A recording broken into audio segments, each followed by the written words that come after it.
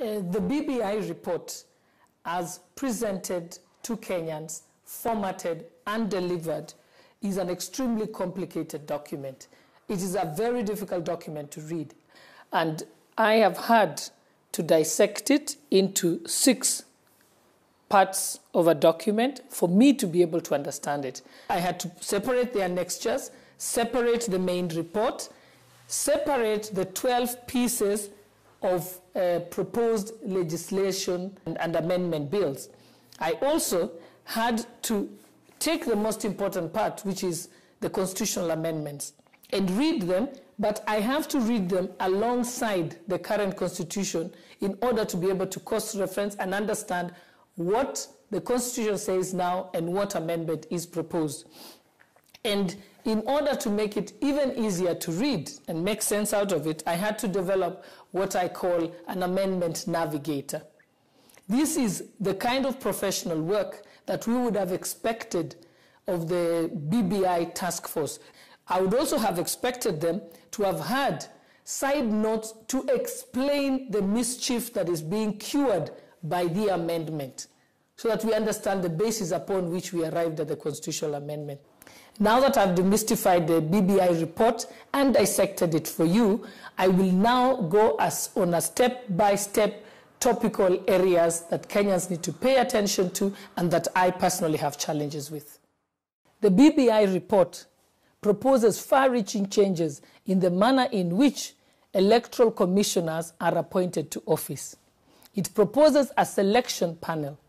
That selection panel will be appointed by the president using a very vague criteria, leaving him with absolute power to decide who appoints commissioners.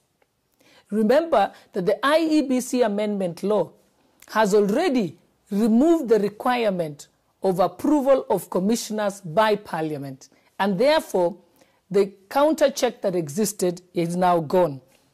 The same selection panel has been given the power to revet the current IEBC commissioners, even though their term is not over and even though they had already been vetted. And therefore, it is completely amending Article 251, making sure that they can be able to remove commissioners illegally. Usually, to remove a commissioner from office, you should be able to set up a tribunal. But this is not the case under the BBI. So the mischief here is that the president, the ODM party leader, Raila Odinga, and the party leader of Jubilee will have absolute power to appoint commissioners who will oversee the elections in 2022. Why is it that this law is designed to leave the power of appointment of IEBC commissioners to the 2 people who proposed the BBI process in the first place without consulting Kenyans?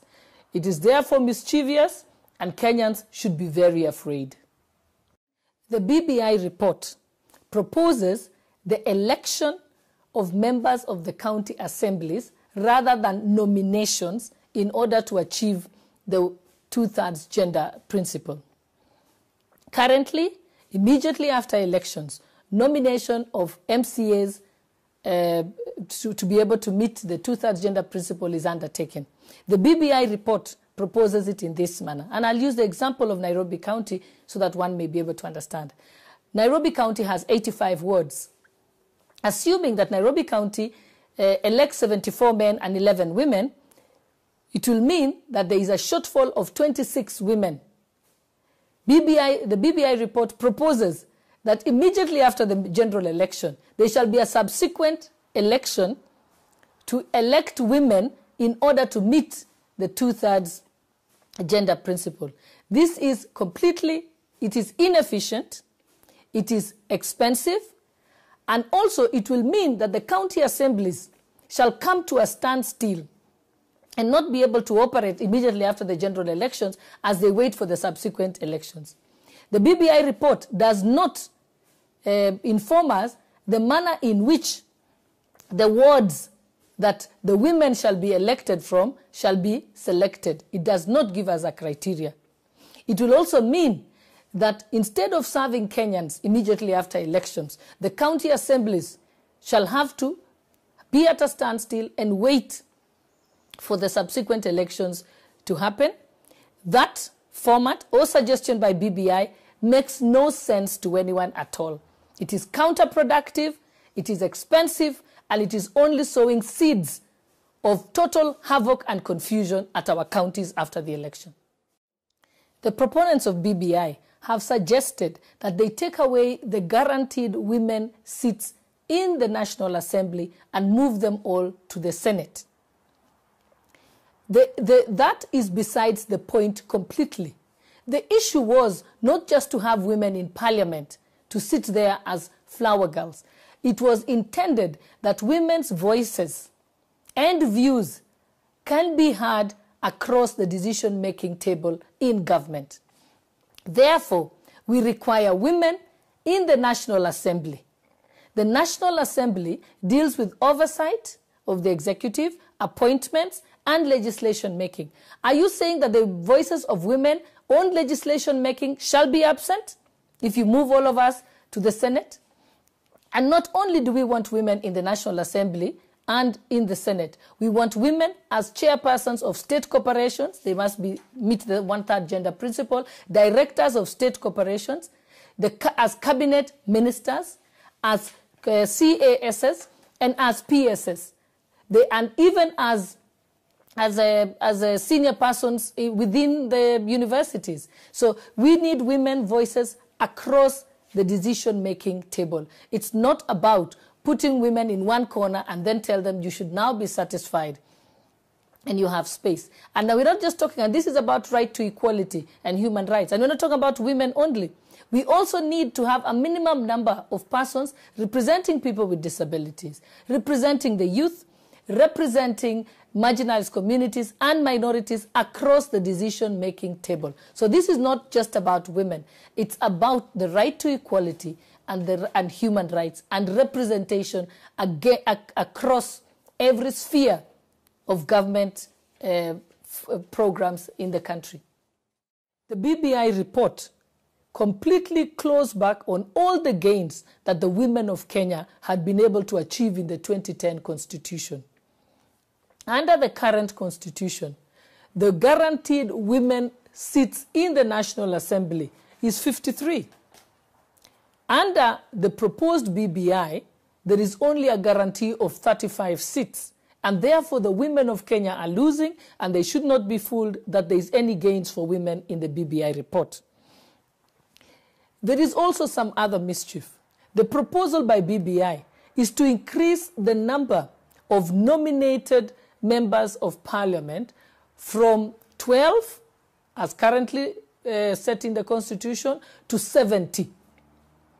The worry that Kenyans should have is that going by recent events at the Senate, where the nominated members of parliament, certain nominated members of the Senate, were forced to take a certain position and vote in favor of removing Susan Kihika, Senator Murkomen, and Senator Kindiki. Therefore, bringing in a huge number of nominated members of parliament into the National Assembly is to ensure that they can control the National Assembly. When they want approval of a person nominated to be Prime Minister, they then are guaranteed that they can control 70 signatures immediately for a start. And therefore, I do not see anything in the BBI report that is beneficial to the women of Kenya or is beneficial to the true representation of people, the people of Kenya at the National Assembly. Because we now know that nominated members do not truly represent their people, but are beholden. The BBI report proposes the establishment of a youth commission and a ward development fund. It goes on to say that in order for the ward development fund and the youth commission to be established, the parliament shall pass legislation, enacting legislation to put the youth commission and the ward development fund in place. Unfortunately, the BBI report does not give a specific timeline within which that legislation must be enacted by Parliament. It only gives what they are calling suggested timeline. And neither does it give any consequences or any action that can be taken should Parliament fail to pass that legislation. Currently, under the Constitution, any laws under the 5th schedule that are required to be passed have a specific timeline, and if Parliament fails to enact that legislation, there is specific action that can be taken, and that there is consequences where Parliament can be dissolved. If the proponents of BBI truly committed to setting up a Ward Development Fund and committed to setting up a Youth Commission, then there should be consequences should Parliament fail to pass this legislation. These two items, the Ward Development Fund and the Youth Commission, are very good things for Kenyans, but they are using that to hoodwink us. There is no clear commitment that this legislation will be enacted within a specific time frame. So Kenyans, be aware of being hoodwinked. The BBI report is being presented to Kenyans as if it is one good document that is going to change positively the lives of Kenyans. But that is not true. There are two BBIs. There is the Mwana Siasa BBI and there is the Mwana Inchi BBI.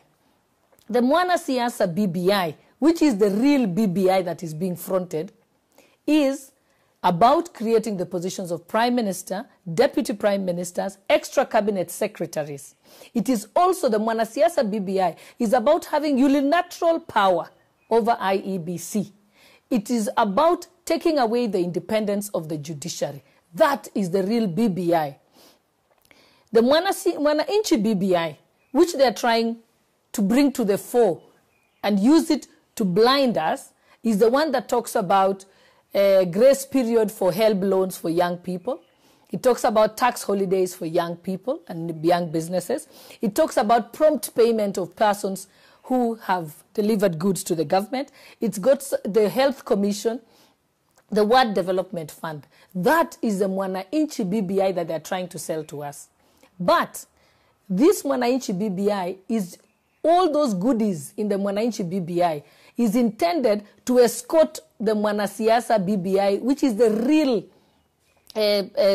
project and intention that they have. Remember that all those goodies in the Mwana Inchi BBI are capable of being implemented through legislative amendments, legislative changes, and administrative action by the government. Remember that when they set up BBI, did they require any constitutional amendment to bring BBI to the people? No. Did they have a constitutional amendment in order to be able to spend taxpayers' money to promote BBI? No. But why is it now to tell me that you want to give loans or money to youth to start businesses, you now require a constitutional amendment? It is important that Kenyans focus on the Mwana Siasa BBI, which is the real intention. The Mwana Inchi BBI is only to blind us to be able to push their real agenda under the Mwana Siasa BBI.